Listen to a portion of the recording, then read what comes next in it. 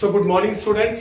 अज बेटा असी class 9th का जो चैप्टर नंबर 1 है उसकी लास्ट एक्सरसाइज करनी है। एक्सरसाइज है 1.6, एक्सरसाइज 1.6 और वो बड़ी इंपॉर्टेंट एक्सरसाइज है। डेफिनेटली है कि पेपर च इस क्वेश्चन आना ही आना है। सो इस कॉन्सैप्ट नू थोड़ा जिहा ध्यान नाल सुनियो और देखियो और इसकी प्रैक्टिस करियो। ये क्वेश्चन बहुत ईजी भी है, बड़े कॉन्सैप्ट भी क्लीयर करते हैं और स्कोरिंग भी है। पेपर च आने वाले क्वेश्चन है। उन्होंने क्वेश्चन से पहुंचने तो पहला ਆਪਾਂ 3-4 एक्सपोनेंट्स ਦੇ रूल्स करने हैं कि किस तरह दो रकमां ਨੂੰ ਅਸੀਂ गुणा डिवाइड प्लस या मल्टीप्लाई कर सकते हैं ਜਦੋਂ ਉਹ ਸਾਨੂੰ एक्सपोनेंट ਦੀ ਫਾਰਮ 'ਚ ਦਿੱਤੀਆਂ ਹੋਣ। ਜਿਵੇਂ ਮੈਂ ਤੁਹਾਨੂੰ ਇਹਨਾਂ ਨੂੰ ਅਸੀਂ ਕਹਿੰਦੇ ਘਾਤ ਅੰਕ ਨਿਯਮ, ਘਾਤ ਅੰਕ ਨਿਯਮ। ਇਹ ਅੰਡਰਸਟੈਂਡ ਕਰਨਾ ਕਈ ਵਾਰ ਪੇਪਰ ਦੇ ਵਿੱਚ 2 ਜਾਂ 4 ਮਾਰਕਸ ਦੇ ਵਿੱਚ ਇਹ ਨਿਯਮ ਦੇ ਵਿੱਚੋਂ ਹੀ ਕੁਐਸਚਨ ਆ ਜਾਂਦਾ ਹੈ।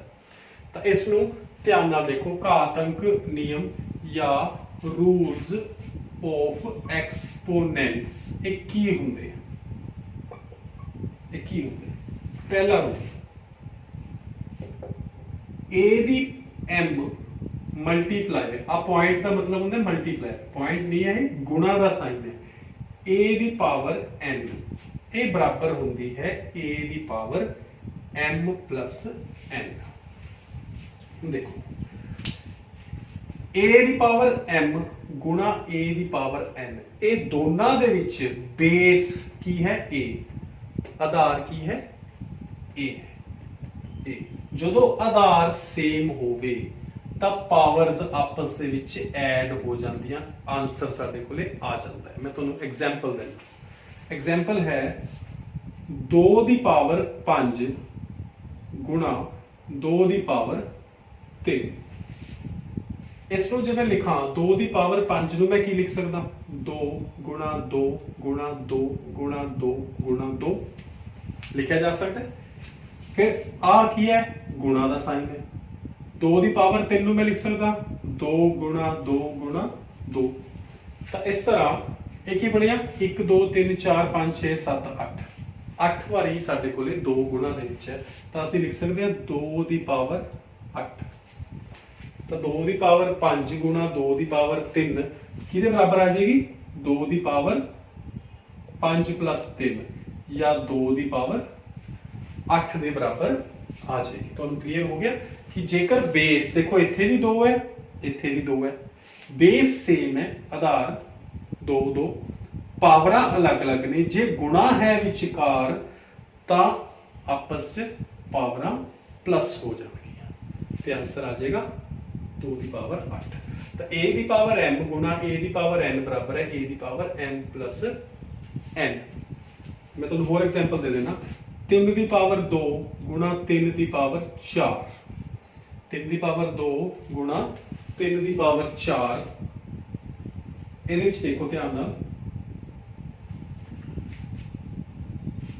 a ਦੀ ਪਾਵਰ m ਗੁਣਾ a ਦੀ ਪਾਵਰ n। ਤਾਂ ਆਪਾਂ ਲਿਖ ਸਕਦੇ ਹਾਂ 3 ਦੀ ਪਾਵਰ 2 plus 4 ਇਹ ਬਣ ਜਾਏਗਾ 3 ਦੀ ਪਾਵਰ 6। ਕਿਵੇਂ ਆਇਆ? ਸੋਲਵ ਕਰਕੇ ਦੇਖੋ। 3 ਦੀ ਪਾਵਰ 2 ਹੁੰਦਾ 3 ਗੁਣਾ 3, ਫਿਰ ਗੁਣਾ 3 ਦੀ ਪਾਵਰ 4 ਹੁੰਦਾ 3 ਗੁਣਾ 3 ਗੁਣਾ 3 ਗੁਣਾ 3। ਇਹ ਬਣਿਆ 1 2 3 4 5 6 3 ਦੀ ਪਾਵਰ 6। ਦੇਖੋ ਆਨਸਰ ਆ ਗਿਆ 3 ਦੀ ਪਾਵਰ 6। ਤਾਂ ਸਿੰਪਲੀ ਕਿ ਇਸ ਨੂੰ ਅਸੀਂ ਮਲਟੀਪਲਾਈ ਕਰ ਕਰਕੇ ਇਹ ਆਨਸਰ ਕੱਢੀਏ, ਅਸੀਂ ਕਹਿ ਸਕਦੇ ਹਾਂ ਕਿ ਜੇਕਰ ਪਾਵਰ ਬੇਸ ਸੇਮ ਹੈ, ਇੱਥੇ ਵੀ 3 ਹੈ ਇੱਥੇ ਵੀ 3 ਹੈ, ਔਰ ਪਾਵਰਾਂ ਆਪਸ ਦੇ ਵਿੱਚ ਪਾਵਰਾਂ ਅਲੱਗ-ਅਲੱਗ ਨੇ, ਭਾਵੇਂ ਪਾਵਰ ਸੇਮ ਵੀ ਹੋਣ ਡਸਨਟ ਮੈਟਰ, ਵਿਚਕਾਰ ਗੁਣਾ ਦਾ ਸਾਈਨ ਹੈ ਤਾਂ ਇਹ ਆਪਸ 'ਚ ਐਡ ਹੋ ਜਾਣਗੀਆਂ। ਬੇਸ ਸੇਮ ਹੋਣਾ ਚਾਹੀਦਾ, ਪਾਵਰਸ ਐਡ ਹੋ ਜਾਣਗੀਆਂ। ਤਾਂ ਪਹਿਲਾ ਰੂਲ ਕੀ ਬਣਿਆ? a ਦੀ ਪਾਵਰ m ਗੁਣਾ a ਦੀ ਪਾਵਰ n ਬਰਾਬਰ ਹੈ a the power m plus n।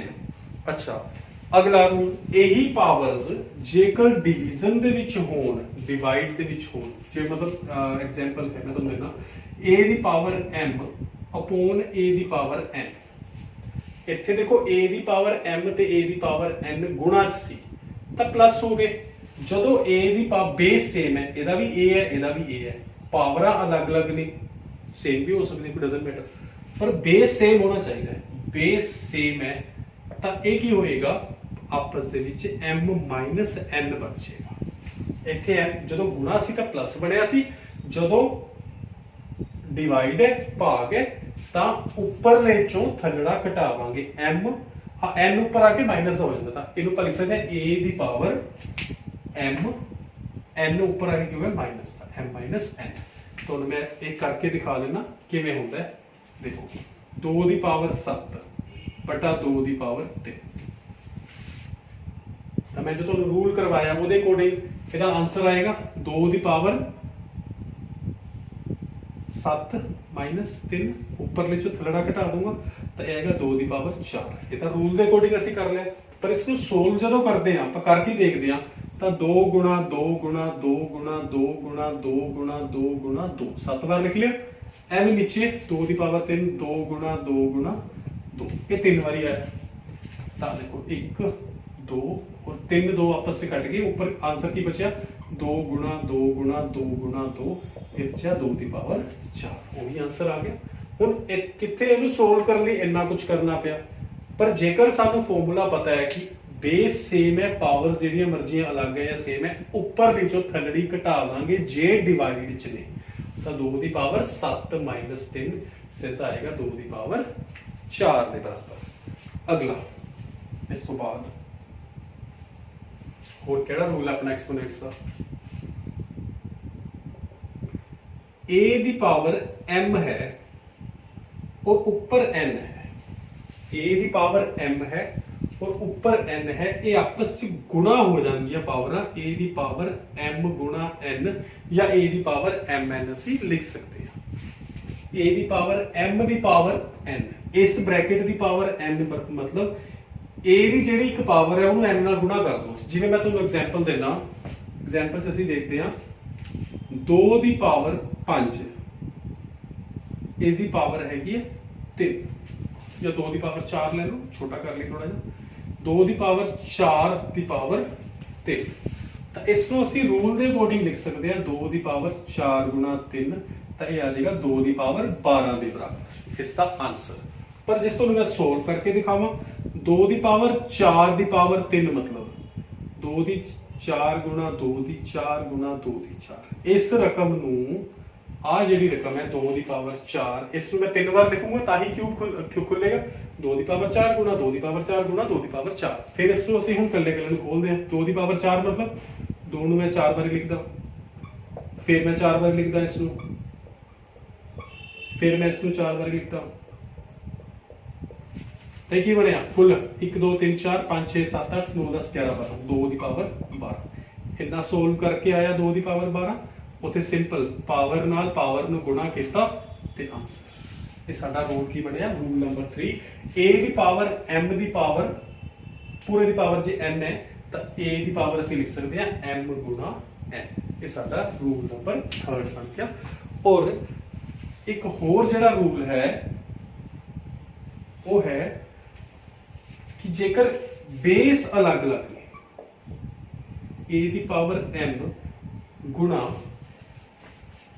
b the power m a the power m गुणा b the power m base पहला देखो सेम सी इत्थे भी बेस सेम सी a ये तो चलो सिंपल क्वेश्चन हो गया a दी पावर m गुणा b दी पावर m इस क्वेश्चन च देखो बेस अलग अलग ने पर पावर्स सेम है पावर्स की है सेम है आप एग्जांपल लेने 2 दी पावर 3 गुणा 5 दी पावर 3 बेस अलग अलग हो गए इथे बेस की है 2 है इथे बेस की है 5 है पर पावर्स सेम है तो इसनु सोल्व करने लई ਅਸੀਂ लिख सकते हैं 2 गुणा 5 10 ਤੇ 10 ਦੀ ਪਾਵਰ 3 ਬਣ ਜਾਏਗਾ ਅਸੀਂ ਬੇਸ ਨੂੰ ਆਪਸ ਵਿੱਚ ਗੁਣਾ ਕਰ ਦਾਂਗੇ a दी पावर m गुणा b दी पावर m ਨੂੰ ਅਸੀਂ ਲਿਖ सकते हैं बेस की है a गुणा b पूरे दी पावर m ਇਹ ਦੋਨਾਂ ਦੇ ਬੇਸ ਨੂੰ ਆਪਸ ਵਿੱਚ ਗੁਣਾ ਕੀਤਾ और पूरे दी पावर ਅਸੀਂ ਕੀ ਬਣਾਤਾ m ਬਣਾਤਾ आई थिंक ਤੁਹਾਨੂੰ ਕਲੀਅਰ ਹੋਏਗਾ ਤੁਹਾਨੂੰ ਇਹ ਮੈਂ ਕਰਕੇ ਦਿਖਾ ਦੇਣਾ 2 ਦੀ ਪਾਵਰ 3 ਗੁਣਾ 5 ਦੀ ਪਾਵਰ 3 ਨੂੰ ਮੈਂ ਕੀ ਲਿਖ ਸਕਦਾ 2 ਗੁਣਾ 5 बेसिस नो आपस में मल्टीप्लाई करिए 2 की पावर 3 बना दिए बेस गुणा करके 2 गुणा 5 किया 10 10 की पावर 3 बन जाएगा जेकर इसको सोल्व करना चाहते हैं तो ਅਸੀਂ लिख सकते हैं 2 गुणा 2 गुणा 2 गुणा 5 गुणा 5 गुणा 5 देखो 2 गुणा 2 गुणा 2 5 गुणा 5 गुणा 5 ਤਾਂ ਹੁਣ ਅਸੀਂ ਦੇਖੋ ਇਸ 2 ਨੂੰ ਮਲਟੀਪਲਾਈ ਕੀਤਾ 5 ਨਾਲ ਕੀ ਆਇਆ 10 ਫਿਰ ਮਲਟੀਪਲਾਈ ਕਰ 2 ਗੁਣਾ 5 ਕੀ ਬਣਿਆ 10 ਫਿਰ 2 ਗੁਣਾ 5 ਕੀ ਬਣਿਆ 10 ਤਾਂ ਇਹ ਕੀ ਬਣਿਆ 10 ਦੀ ਪਾਵਰ 3 ਇਹਦੇ ਨਾਲ ਸਿੰਪਲ ਕੀ ਹੈ a ਦੀ ਪਾਵਰ m ਗੁਣਾ b ਦੀ ਪਾਵਰ m ਬਰਾਬਰ ਕਿਸ ਦੇ ਆਊਗਾ a b the power m ਦੇ ਬਰਾਬਰ a ਨੂੰ b ਨਾਲ ਗੁਣਾ ਕਰ ਦਾਂਗੇ ਇਸ ਵਾਰੀ ਇਹ पेपर ਦੇ ਵਿੱਚ क्वेश्चन आया भी सी 4 नंबर ਦੇ ਵਿੱਚ मैच ਦਾ ਕੋਲਮ ਚ ਔਰ ਕਈ ਬੱਚਿਆਂ ਨੇ ਇਸ ਨੂੰ ਸਹੀ ਕੀਤਾ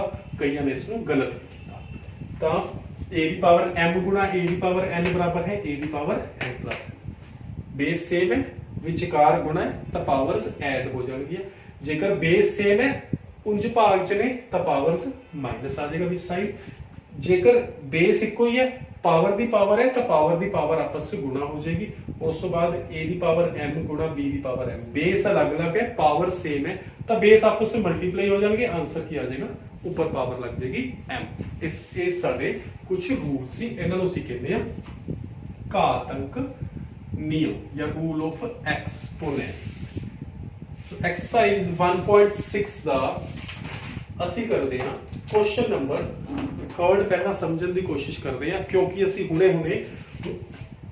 ਐਕਸਪੋਨੈਂਟਸ ਦੇ ਰੂਲਸ ਕੀਤੇ ਉਹਦੇ ਅਕੋਰਡਿੰਗ ਆਪਾਂ 3rd क्वेश्चन ਪਹਿਲਾਂ ਕਰਦੇ ਹਾਂ क्वेश्चन ਕੀ ਹੈ 2 ਦੀ ਪਾਵਰ 2/3 ਗੁਣਾ 2 ਦੀ ਪਾਵਰ 1/5 2 ਦੀ ਪਾਵਰ 2/3 ਗੁਣਾ 2 ਦੀ ਪਾਵਰ 1/5 ਹੁਣ ਕੀ ਹੈ बेस सेम है पावर्स की विचकार गुणा है पावर्स की गुणगी ऐड हो जाएंगे आप लिख सकते हैं बेस 1 रख के 2 की पावर 3 ऊपर रखनी चीज है प्लस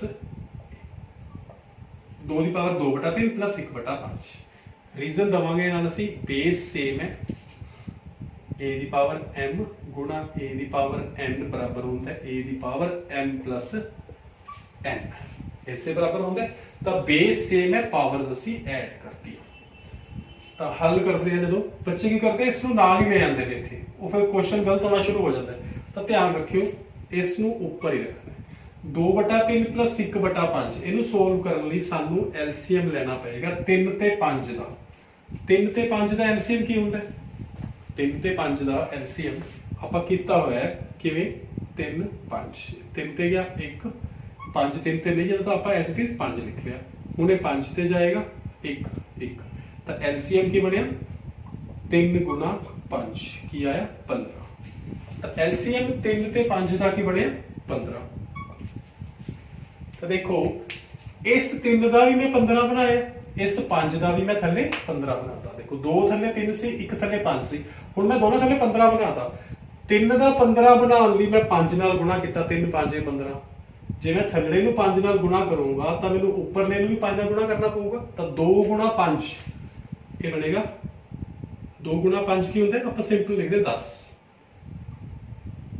प्लस 5 नूं मैं 15 बनाया 5 तिया 15 तो 1 नूं भी मैं 5 नूं पहले मैं 3 नाल गुणा किया 1 नूं भी मैं 3 नाल गुणा करूंगा तो 1 गुणा 3 की होता है 3 तो एक ही बनया 2 की पावर 10 प्लस 3 की होता है 13/15 ये साडे कोल की आ गया आंसर आ गया एक सानू एलसीएम कढ़ना आना चाहिए इसनू सोल्व करना आना चाहिए और एक सानू ये फॉर्मूला याद होना चाहिए कि जेकर बेस सेम होवे तो पावर्स आपस दे विच ऐड हो जाती है सेकंड पार्ट करते हैं आपां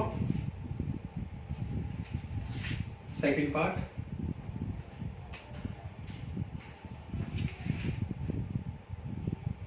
1/3 की पावर 3 की पावर 7 देखो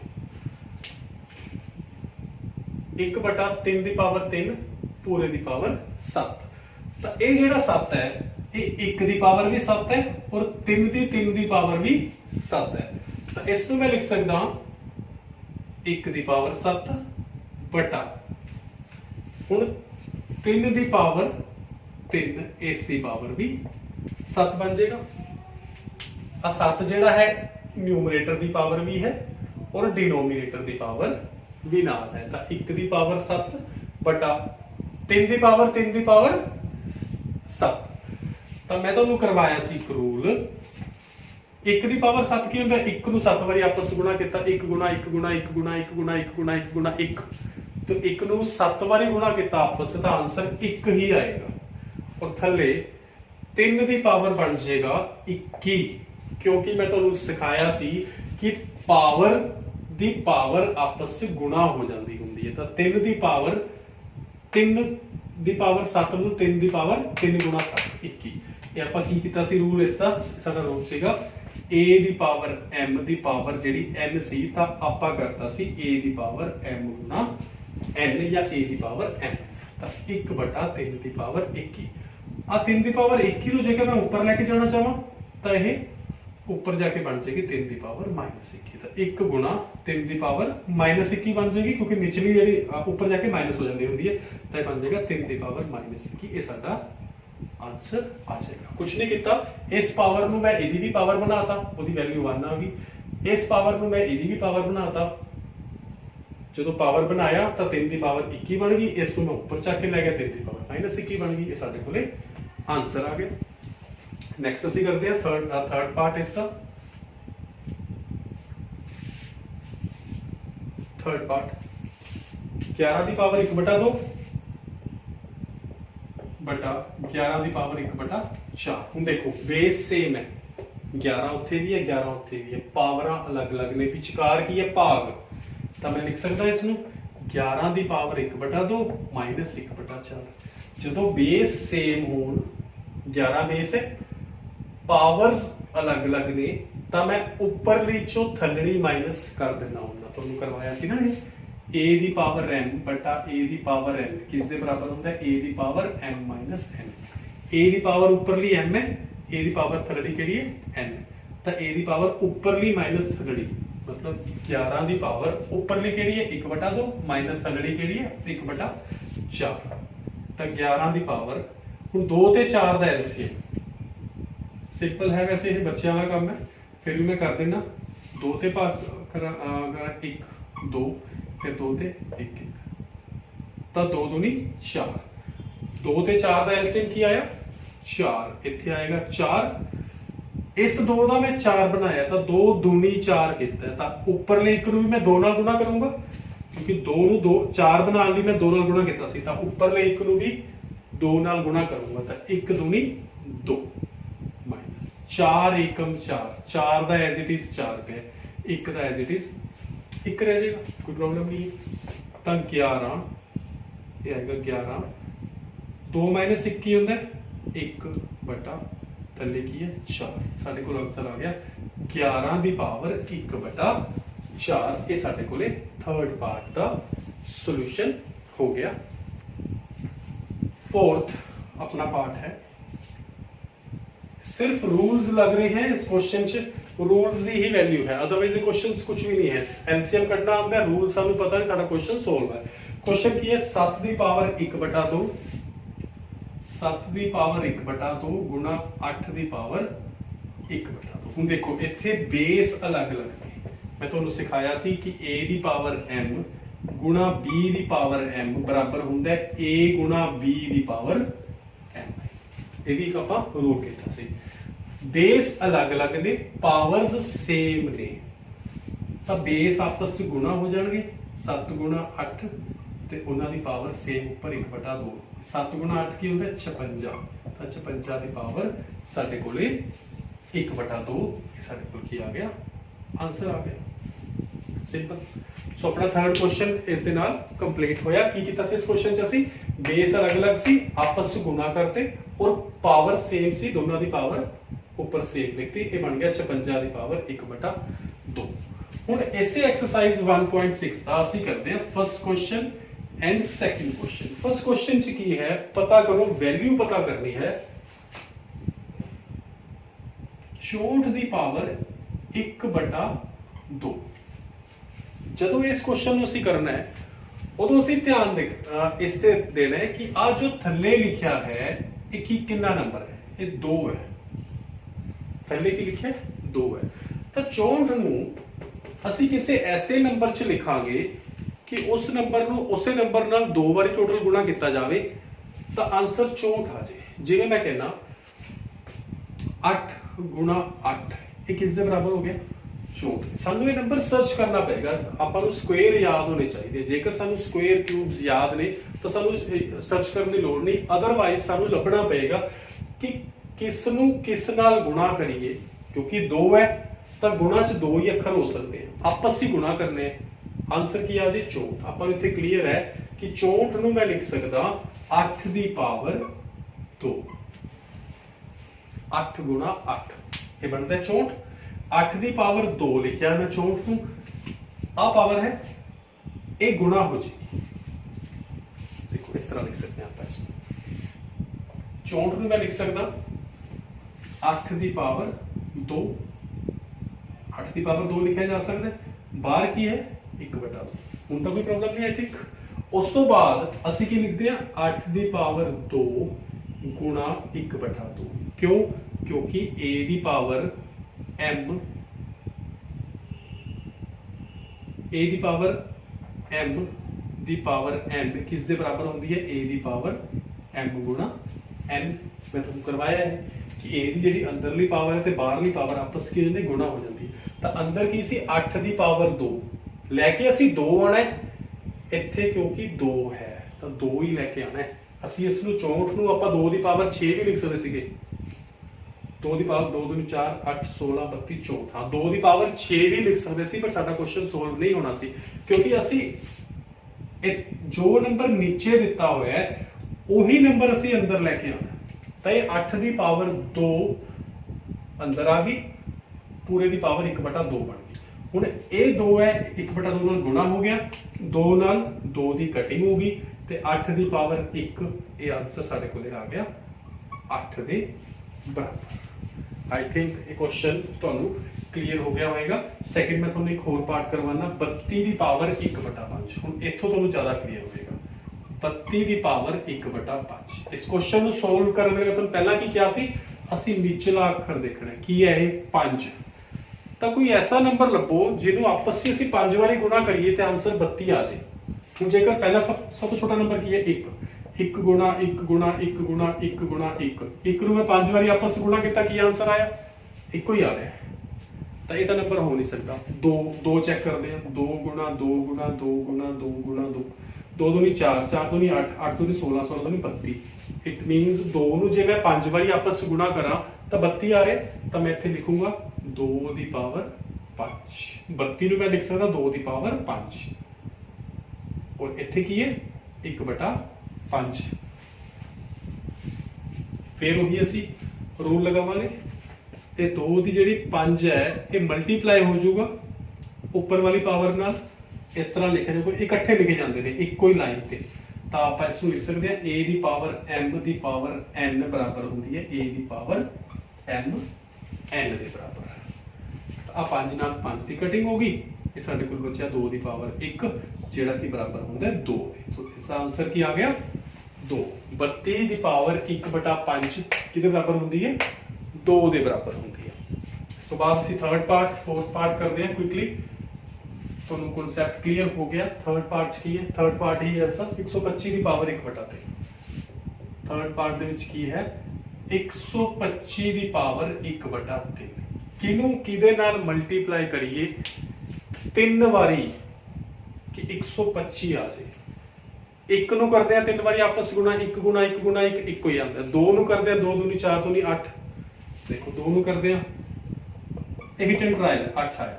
ਵੈਸੇ ਤਾਂ ਇਹ ਸਿੰਪਲ ਹੈ, ਸਮਝਾਉਣ ਦੀ ਲੋੜ ਨਹੀਂ, ਤੁਹਾਨੂੰ ਪਹਿਲੀ ਜਜਮੈਂਟ ਹੋ ਜਾਏਗੀ, ਬਟ ਫਿਰ ਵੀ ਸਮਝਾਉਣ ਦੇ ਪੁਆਇੰਟ ਆਫ View ਨਾਲ ਮੈਂ ਦੱਸ ਰਿਹਾ ਕਿ ਅਸੀਂ ਸਰਚ ਕਰ ਰਹੇ ਨੰਬਰ ਕੀ ਹੈ। 3 ਨੂੰ 3 ਨਾਲ ਗੁਣਾ ਕਰੀਏ 3 ਤੀਆ 9 ਤੀਆ 27। 4 ਨੂੰ 4 ਨਾਲ ਗੁਣਾ ਕਰੀਏ 3 ਵਾਰੀ ਚੁਕਮ ਚੁਕੇ 16 ਚੁਕੇ 64। और 5 ਨੂੰ ਜੇਕਰ ਮੈਂ 3 ਵਾਰੀ ਆਪਸ ਵਿੱਚ ਗੁਣਾ ਕਰਦਾ 5 5 5 25 25 5 125। ਤਾਂ ਆਪਾਂ ਕਹਿ ਸਕਦੇ ਹਾਂ ਕਿ 5 ਦੀ ਪਾਵਰ 3 ਕੀ ਹੁੰਦੀ ਹੈ 125 ਦੇ ਬਰਾਬਰ। ਤਾਂ 5 ਦੀ ਪਾਵਰ ਕੀ ਹੈ 125। 5 ਪਾਵਰ 3 ਕੀ ਹੈ 125 ਦੇ ਬਰਾਬਰ। 125 ਨੂੰ ਮੈਂ 5 ਦੀ ਪਾਵਰ 3 ਲਿਖਿਆ, ਬ੍ਰੈਕਟ ਕਲੋਜ਼ ਕੀਤੀ, ਬਾਹਰ ਕੀ ਹੈ 1/3। ਅਗਲੇ ਸਟੈਪ ਤੇ 5 ਦੀ ਪਾਵਰ 3 ਇਹ ਗੁਣਾ ਹੋ ਜਾਏਗੀ ਬਾਹਰਲੀ ਪਾਵਰ ਦੇ ਨਾਲ, ਕਿਉਂਕਿ a the power m the power n ਬਰਾਬਰ ਹੁੰਦੀ ਹੈ a the power m n ਦੇ। ਇਹ ਮੈਂ ਤੁਹਾਨੂੰ ਪਹਿਲਾਂ ਰੂਲ ਕਰਵਾ ਚੁੱਕਿਆ ਹਾਂ। ਤਾਂ ਇਸ ਨੂੰ ਅਸੀਂ ਲਿਖ ਸਕਦੇ ਹਾਂ a the power n the power n ਬਰਾਬਰ ਹੈ a ਦੀ ਪਾਵਰ mn। ਤਾਂ 3 ਨਾਲ 3 ਦੀ ਕਟਿੰਗ ਹੋਈ ਤਾਂ ਇਹ ਬਣਿਆ 5 ਦੀ ਪਾਵਰ 1 ਔਰ ਇਹ ਆਨਸਰ ਸਾਡੇ ਕੋਲ ਆਇਆ 5। ਸੋ ਇਸ ਨਾਲ ਸਾਡਾ ਫਸਟ ਕੁਐਸਚਨ ਕੰਪਲੀਟ ਹੋ ਗਿਆ। ਹੁਣ ਅਸੀਂ ਇਸੇ ਟਾਈਪ ਦਾ ਹੀ ਕੁਐਸਚਨ ਹੈ ਕੁਐਸਚਨ ਨੰਬਰ 2, ਹਲਕਾ ਜਿਹਾ ਬਸ ਉਹਦੇ ਵਿੱਚ ਥੋੜਾ ਜਿਹਾ ਚੇਂਜ ਹੈ। सरल करो, सॉरी सेकंड है आप वैल्यू फाइंड करनी है। क्वेश्चन की है 9 दी पावर 3/2, 9 दी पावर 3/2। फिर तुहानू क्या है असि थल्ले वाला नंबर देख रहे, थल्ले की है 2, किनू किदे नाल गुणा करिए कुल मिला के 2 वारी तो 9 आ जाए। सानू पता है कि 3 दी पावर 3 तिया 9 होता है, 3 दी पावर 2 नू मैं 9 लिख सकता, इत्थे पावर की है 3/2। अगले स्टेप पे 3 दी पावर 2 गुणा 3/2, कारण की सी a दी पावर m। ये रूल जरूर लिखना है, a the power m the power n की होती है a the power m n। तो 3 दी पावर 2 गुणा 3/2, 2 नाल 2 दी कटिंग तो इत्थे बचा 3 दी पावर 3। 3 दी पावर 3 की होती है 3 गुणा 3 गुणा 3, 3 नू आपस में 3 बार गुणा किया 3 तिया 9 तिया 27। सो साडा की आ गया आंसर।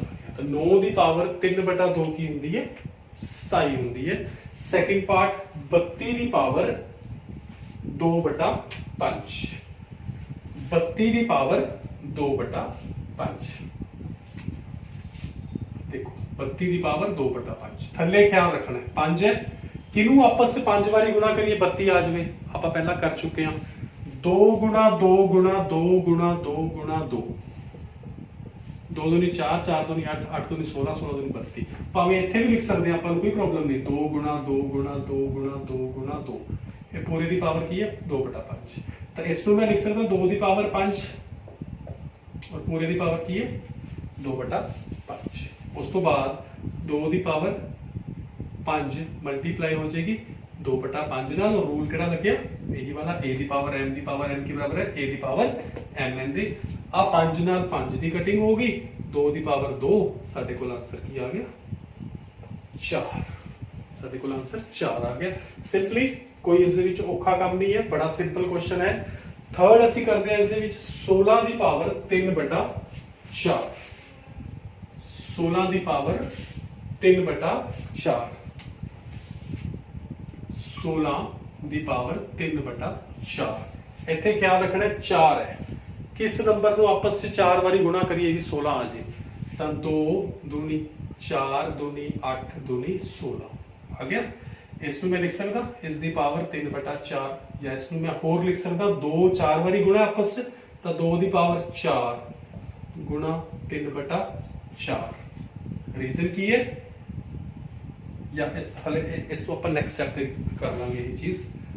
2 दी पावर 4 पूरे दी पावर की है 3/4 और 2 दी पावर 4 गुणा 3/4, क्योंकि आ साडे कोले रीजन है जो असी इससे फॉर्मूला लगाया है।